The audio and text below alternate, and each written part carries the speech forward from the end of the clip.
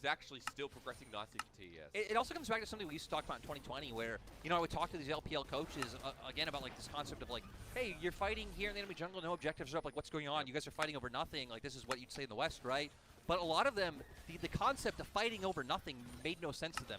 They thought there's always something to get. We're getting kill gold, we're getting experience, we're denying them time on the map, or we're able to take away camps. Like, pretty much there's always something to fight for was the mentality of the coaches that I was talking to. Even the simplest things like vision control as well around neutrals in a minute time. And getting control over the map for RNG for top esports. Let's say you fight like a minute before Dragon right now. You're able to blow JackeyLove's flash. He doesn't have that in the next Dragon fight. You now have an easier engage as RNG. I think it's something that it can be quite misleading for people who, again, looking at other regions. Just a different mindset, right? It's pretty interesting. It's nice as well, especially because with 17 teams, like, let's be real, there are some teams who will fight and not really use anything with leads. But now that we're in double elimination, we're with our top 4 teams. Every fight has meaning. And coming through here in 40 seconds, this one especially because it's third Dragon, it's an Infernal Soul in this game. Top Esports still have a massive lead with Knight picking up the Seraph's Embrace. Fully upgraded, by the way, folks. We've also got the Icebawns that have a Thornmail on top, or Bramble Vest before it gets built. The Thornmail, TES still strong. The second Herald we're talking about, they're going to use it to batter down mid right before the objective. Yeah, nice by TS. Use it to batter down mid, walk into river. You already have vision down. Make it hard for RNG to find a way into you because if Wei is able to find, his way from a side to be able to get onto JackeyLove, it feels like that is RNG's way of winning. Wei onto JackeyLove, Xiaohu able to follow up, Bin maybe jumping in as well, zoning out some of the other members, and Gala just free hitting from behind. Yeah, well, if it comes across, if we get that all in, and if Gala's got the space, RNG, it's easy to see how that's achieving. Top esports again, the strength is there as Wayward and Mark are zoning off. Min goes to the Zen play, flashes on in, they're trying to get onto JackeyLove again. The onslaught of shadows, but JackeyLove is still so healthy. RNG have found Wayward, but look at the 80 carry. As Dragon goes to TES, TN is now running it front to back as Knight's doing the same. But they've taken a lot of poke on the return path. A 1-for-1 with the injectors. Gala's going back in. He flashes away. And TN now in a bit of trouble as Realm Warp needs to get them out. RNG playing it close to the chest, but it's Top Esports who walk out with the objective. RNG still going to be able to turn towards mid, but shouldn't be able to get anything off of this. At the end of the day, it just is an overall win for Top Esports, able to get the objective. 1-for-1 comes down, but again, it doesn't really change the stated flavor of the game. Straight into the replay, we hit on the condition being, you need to find a way onto JackeyLove. Top Esports are using this front line to dissuade them from being able to go forward. Explosive casting really, look, you don't get JackeyLove, instantly cleanses the initial knockup, and Hecarim not able to get on top of him. So now still, main damage dealer still there. Now he's also huge, able to get away off to the side. And without one of those two targets being your initial pick, it just feels like you really don't have the damage or the lockdown to be able to follow up on that engage. So for RNG, the road goes on, right? Like, yes. We're going to see the next fight come through, and when's that going to be? How do you set up now for RNG now that there's no neutral? For RNG, again, I still feel like you're just trying to slow the game down a bit. You're 4.5k gold behind. You don't really need to be forcing too much right now, unless Top Esports go for something. Right now, it looks like their wave is slowly pushing into TS. I'm seeing the minimap correctly, so maybe you can try and utilize a fact where you have like numbers advantage to make something happen. If Top Esports sends someone to answer and push out that wave. Maybe something like this. Wayward flashing away from the Soul Flare, explosive cast used. Top Esports now in a choke, though. Remember, Xiaohu's ulti is not available. They're running on in with everyone as well. Top Esports are right in front of their eyes, but Wayward sacrificing himself. TES maybe looking a bit too desperately at what they can find next. And I think Wayward just overcommitting there. I think you have no reason to continuously follow up if Knight's not in range to do damage. Knight, the one who's on 2.5 items right now, a whole item and a half up over his counterpart. JackeyLove not in range to do damage either. I think the follow-up is fine there if Knight has the Realm Warp to be able to get in, but no one really able to follow up on Wayward's aggression. But them thinking RNG went too far forward, which I think is understandable, but without your members able to follow up, it's all for naught. And that gives RNG time. We come back to what you just said moments ago, RNG trying to play the time game. Little mistakes like this, Top Esports not as coordinated as we saw in the early game. We see Wayward die lyric and RNG, a sigh of relief comes across as they get a bit more time to work. Yeah, and also we just seen the replay in our corner. Really nice job by RNG to shut out Mark from being able to find the engage. I think it was specifically Xiaohu's Everfrost, which stopped him from being able to get in. So overall, if Mark could have locked him up, I can actually understand what Top Esports were going for, but Xiaohu just having a nice job of shutting that one down. All right, now, so in front of Baron, we continue on. Top Esports still with gold leads, but it's only 3,000 at this point, 5,000 moments to go. 2 minutes till the next Dragon. Baron is being controlled. They're clearing out most of the vision here as Death Rocket has to be used to scout out. Hits TN, RNG now, no. Baron is not the gun. And Lyric at this point as well, since we are talking a lot about RNG and how they progress in this game, I just want to point out, Bin is really getting to a good point. 40 CS ahead, we've got a Nash's Tooth up in the top lane. Even Gala, right? Considering how the early lane went, we do have a 2-item with a Phantom Dancer now. Now you're at a point where, especially for Bin, he's going to be aggressive. Top Esports going straight onto the Baron. Just looking to cheese it because look at the mini-map, the vision they have. The bot lane pushing out aggressively, so hoping that RNG wouldn't expect this to happen. But guess what? You're not fooling RNG. They ain't no fools. That's right. Gala's going to zap it down. Yahoo almost getting caught out. But yeah, top Esports. 4 members moving towards Wayward. He's going to catch bottom. Now, they're going to clear the vision, and you know what? I don't think it's going to start again just yet. And the top Esports, I mean, you can like rotate back down to mid, put up that wave, separate back up the top, and then just look for these picks in the jungle. I think you have more options from the fact you have the Realm Warp, so let's say someone does show top is actually they want to answer onto Bin with how far up he is in lane. And they're fast. Well, they've got a Realm Warp Lyric, and Knight knows how to use it. Bin running way back, but I guess they pivot around. They know that they're not going to find him. Yeah, I thought that one was a little bit overzealous. They do have the Realm Warp, so like maybe they could have made it work, but in the end, now to be able to clear up some vision. We'll stop it for now. Dragon's up for 30 seconds, so we know we're going to be pivoting back down. It'll be sole point for them here in game number 2. This series so far, you know, I said downstairs to Orcs, I said it felt like a bit of a stop in game 1. Didn't feel so much like it. Game number 2, it's a bit more closer. That I'm excited for in 10 seconds. And with us going into this team fight, one thing I really want to highlight is RNG having 3 stopwatches, Bin being one of them. All right, well, we'll see. The Gwen with one Lyric pointing out Ming, Xiaohu with the other. Yeah, 3 stopwatches, only one Zhonya's on the opposite side. RNG and Bin find the lockdown onto Jack Glove. Knight playing off the side. Dolphin needs to come through. It's the Dragon taken though, and RNG off the back foot, starting it off him. You know what? Just like that, it's done. Wayward uses his ultimate so like liberally, just threw it out there for no reason, knocked Ming all the way back, and now RNG might have a chance to for an engage at this stage pull down. Once again, top people still sitting in privilege. RNG, the problem is they're on the wrong side. They're both on the wrong side. Realm Warp taken, and just like that, top esports are on the left side of the map.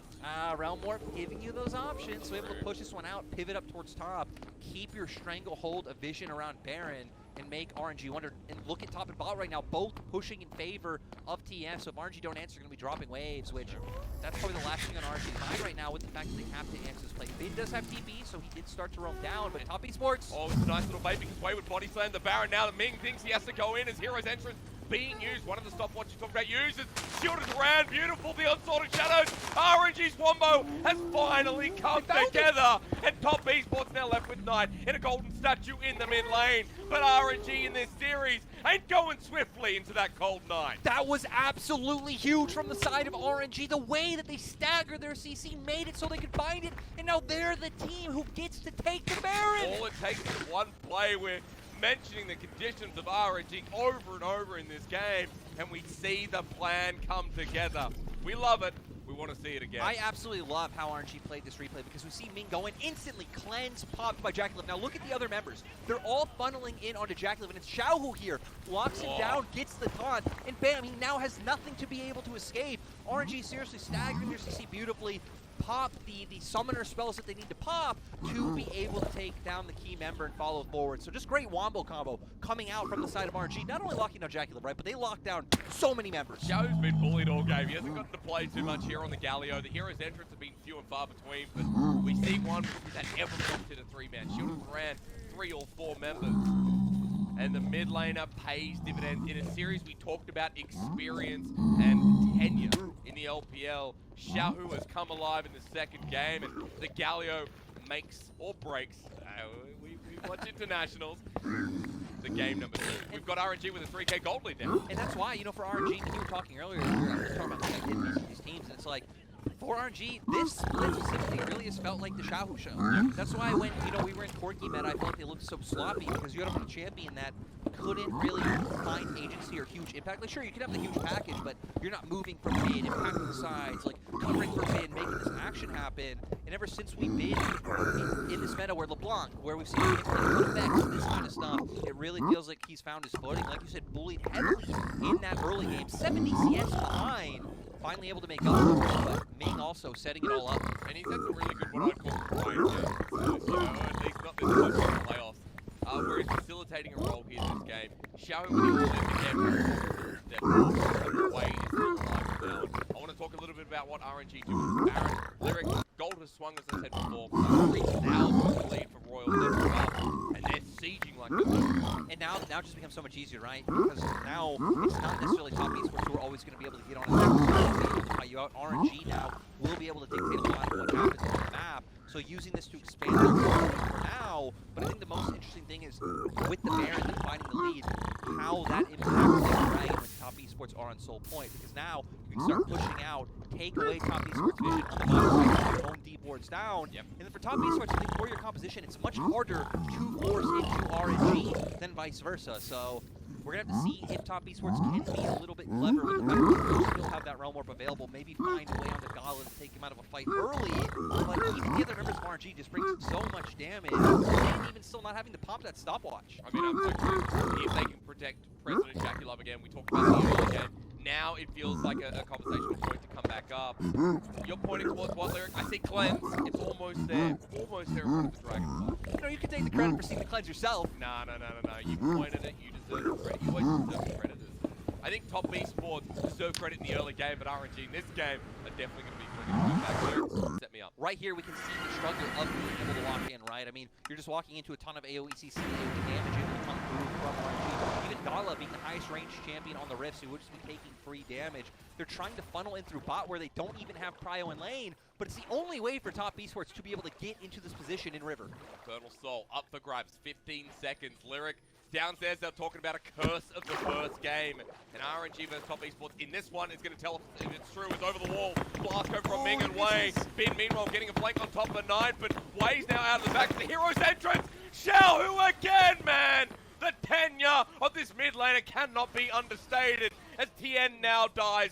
Knight on the menu, boys. How did the Urukai know what a menu was? As Knight runs out, level 14 versus level 14, he knows it's done because RNG have finally come to play. And now RNG 6K gold lead, get the Dragon for themselves. They deny Soul from top esports. And you got 20-second death timer on Jackie Love. You can keep pushing, maybe take another turret. This would be huge, opening up the bottom side and as well denying the Infernal Soul. Wei spending time in front of the Drake, and it all comes up. Royal never give up. Lyric, a series on our hands is an understatement. And now we're at a point where I just don't even know if top esports have the amount of damage to be able to take these fights. It looks like they don't. At 8K gold lead, they definitely don't have the damage to take these fights now, but even coming into this one, it was a bit scary because Ming initially will go in here, misses his Zenith Blade. They aren't able to get on top of Jackie Love, but still such a squishy front line, and we see once the Hecarim gets in, finds the fear, Xiao Hu follows up with the knockup, they still get critical CC. And it goes back to what we hit on earlier. You just have so much CC tools. You have so many different ways to be able to get on top of him. For TS, I mean, they found the early snowball in the early game. They were pushing it forward, and sadly, I think with the comps, they kind of needed that to be able to run home. And without that, with the mistake that they made and gave it back to RNG, I mean, it just feels like RNG's game at this point. Rabadon's death cap on Bin. Bin still hasn't had to use that stopwatch. It really hasn't. I mean, he's almost Flame Horizoning over Wayward, who had such a good early game. The GA you're pointing out is Galas, who is 50 CS ahead. And RNG, through multiple lanes, were not really going that well. But one single play in the mid lane, RNG have brought it all back, and now it's been fight after fight, looking better and better. 7,000 gold lead 30 minutes into the game. They are channeling down mid. And you're right, I'm looking at the damage sources here. Knight has gone into a full damage source this game, but will it really be enough with RNG breaking another part of your base? No, and it just feels so hard, right? You're kind of relying on a mistake to come out from the members of RNG. Gala having the confidence to run forward. He doesn't have that Guardian's Angel. True. Get ready for play. Half HP, top esports looking for a play, but it's double inhibitors down now. They're on the chase, but Predator from Xiao, who is such a threat, they've got to keep their space. Well, okay, no, they're going to go in. Hero's entrance again, and you know what? That's a bit of a mistake. Mark goes down first as Knight kites back, but the center's played again. Great from Ming. A dash rocket to fly through. RNG want to make it competitive. Keep the curse of the first game and make sure that this goes to one apiece. A quadra kill for Gala, and man, we weren't even talking about Gala in this second game of the day. As the next turrets go on down, Royal never give up, keep it competitive. Now upper bracket final. RNG, they take advantage of the mid-game mistakes coming out from Top Esports after what was a beautiful early game, playing so well, once again capitalizing on the mistakes. Knight moving around the map, but at the end of the day, I mean, it was that one fight where they're able to find JackeyLove, again, staggering the CC. Leona ult comes out, you pop the cleanse, instantly Hecarim follows up, Galio able to lock him down. I think you're right, it was 3-man Evercross into a 3-man Shield of Duran. And from there, after bringing the game back to an even point, I mean, we just saw the amount of tools that RNG had to work with. I mean, it's amazing that one play can define it all, especially when we talked about RNG not running out of options, but having slowed the game down. And then we got to that singular point before Infernal Soul. I mean, for Top Esports, you've got to give them credit in the early game. It felt like we were going to a 2-0. It felt like it was going to be a bit of a storm. It's nice to see that RNG, I guess we're able to pivot in the series. I don't know what much more to say. The fact that, you know, Way having a better game as well. They were able to, like, stick to their goal, know their win conditions, and, you know, again, be able to find that opportunity. They weren't really over-forcing all too much, and they were able to punish or even just outplay when Top Esports were the ones over-forcing, specifically when we saw Wayward going in, trying to link up with Mark. Again, beautiful Everfrost by Shadow to be able to stop that from coming through when the other members weren't close enough. But, yeah, they never really pushed too far, gave over too many picks in the mid-game, which a lot of LPL teams would.